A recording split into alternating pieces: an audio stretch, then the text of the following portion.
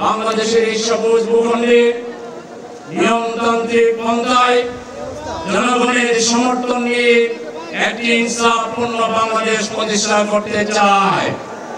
তাদের জামাতে ইসলামী একটি নির্বাচনমুখী দল।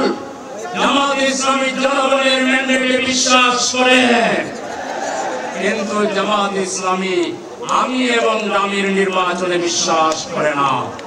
জামাতে ইসলামী যেন কোন নির্বাচনে বিশ্বাস করে না। এই ধরনের কোন নির্বাচন বাংলাদেশকে আরো 50 বছর পিছিয়ে নিয়ে যাবে। সেজন্য আমাদের সুস্পষ্ট দাবি, লেভেল প্লেইং ফিল্ড তৈরি করে বাংলাদেশের নির্বাচন দিতে হবে। পুলিশে সংস্কার করতে হবে, জনপ্রশাসনের সংস্কার করতে হবে, নির্বাচন কমিশনকে সংস্কার করে শক্তিশালী করতে হবে। জামাতে ইসলামী দেশের একমাত্র রাজনৈতিক দল।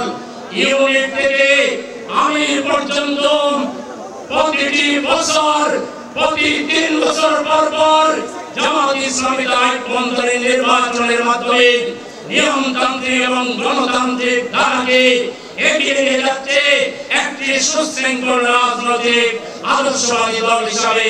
সুতরাং জামাতে ইসলামী নির্বাচনকে ভয় পায় না। লেভেল প্লেইং ফিল্ড তৈরি করে আসবেন, এদেশে কোটি জনতার সমর্থন নিয়ে এবার আপনাদেরকে আমরা পরাজিত করব। কিন্তু নির্বাচনে যদি কোন ধরনের পক্ষপাতিত্বের চেষ্টা করা হয়, জুলাই বিপ্লবীরা এর প্রতিশোধ নেবে। আমরা অবশ্যই লেভেল প্লেইং ফিল্ড ছাড়া বাংলাদেশে কোন নির্বাচন এদেশের জনগণ মেনে নেবে না। বাংলাদেশে 54 বছরের ব্যর্থতার মূল কারণ কি? বাংলাদেশের ফ্যাসিবাদ দীর্ঘদিনের মানুষের অধিকার কেড়ে নেওয়ার মূল কারণ কি? কারণ অনেকগুলো থাকতে পারে, সবচাইতে মৌলিক এবং বড় কারণ হচ্ছে একটি ত্রুটিপূর্ণ নির্বাচন।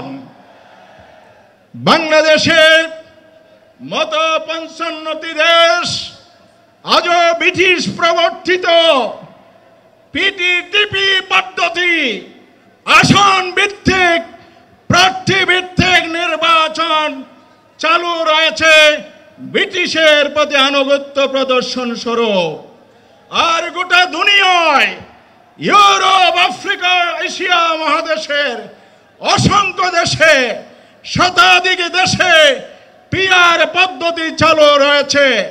7 দফার অন্যতম দাবি, অবিলম্বে নির্বাচনকে যদি কালো টাকা, ফ্যাসিবাদ, নমিনেশন বাণিজ্য এবং মানুষের ভোটাধিকারের নিশ্চয়তা দিতে হয়, পিআর পদ্ধতি ছাড়া কোনো উপায় নাই, বিকল্প নাই, বিকল্প নাই, কোনো বিকল্প নাই।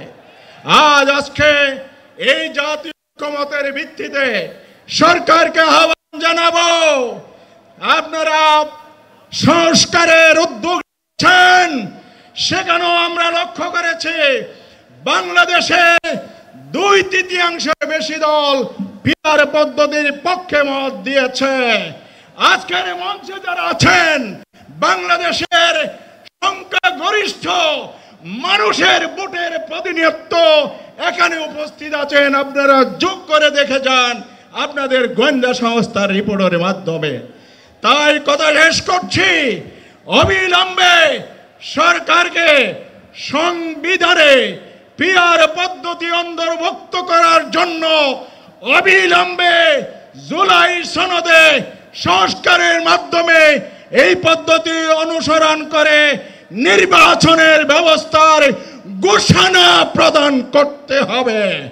অন্যথায় রাজপথের আন্দোলনের মাধ্যমে এ দাবি আমরা আদায় করে ছাড়ব ইনশাআল্লাহ।